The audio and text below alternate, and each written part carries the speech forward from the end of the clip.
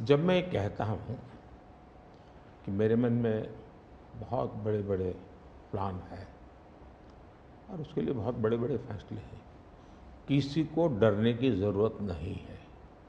मेरे निर्णय किसी को डराने के लिए नहीं है, किसी को दबाने के लिए भी नहीं है।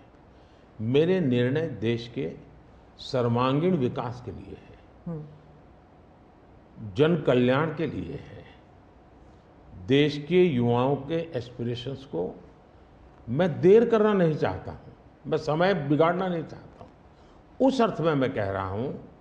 दूसरी बात है, ज़्यादातर सरकारों का स्वभाव होता है, वो ये मिजाज में रहते हैं हमने तो सब कुछ कर लिया, हम तो सब कुछ करते हैं। मैं नहीं मानता हूँ मैंने सब कुछ कर लिया है। मैंने ज़्यादा से ज़्यादा करने का प्रयास किया है, सही दिशा में जाने का प्रयास किया है, फिर भी बहुत कुछ है जो मुझे अभी भी करना है, क्योंकि मैं देखता हूँ मेरे देश की कितनी आवश्यकताएं हैं।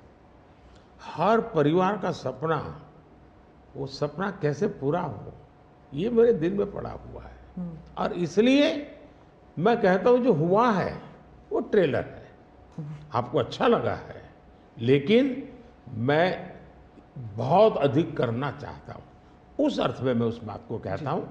दूसरी बात है कि 2047 का जो विजन का सवाल है, एक तो मैं लंबे समय तक मुख्यमंत्री रह करके आया हूँ और मैं अनुभव करता था कि बार बार चुनाव, आचार संहिता, किसी भी राज्य में चुनाव हो तो मेरे राज्य से 30-40 सीनियर अच्छे अफसर ऑब्जर्वर के नाते जाते थे, इलेक्शन ड्यूटी, तो 40-50 दिन तक वो बाहर रहते थे।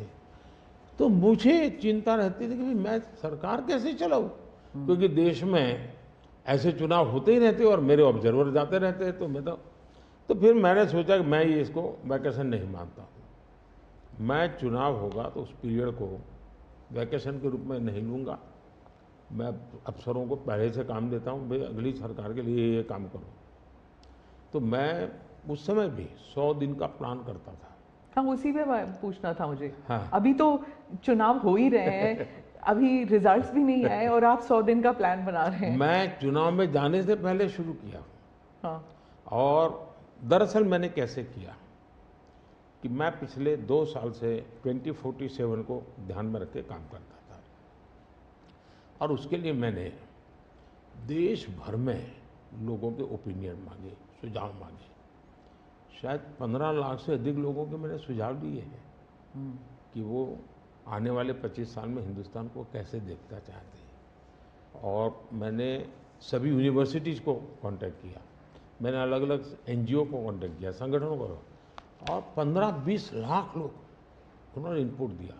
फिर मैंने एआई की मदद लेकर के उसको सब्जेक्ट वाइज बनाया, उसका काफ़ी मैंने टेक्नोलॉजी, आर्टिफिशियल इंटेलिजेंस, हाँ, टेक्नोलॉजी का भरपूर उपयोग किया। ओके। मैंने हर विभाग में अफसरों की एक डेडिकेटेड टीम बनाई कि भाई इस पर काम कीजिए, कैसे हो सकता है अगले टर्म के लिए, 25 साल के लिए। 25।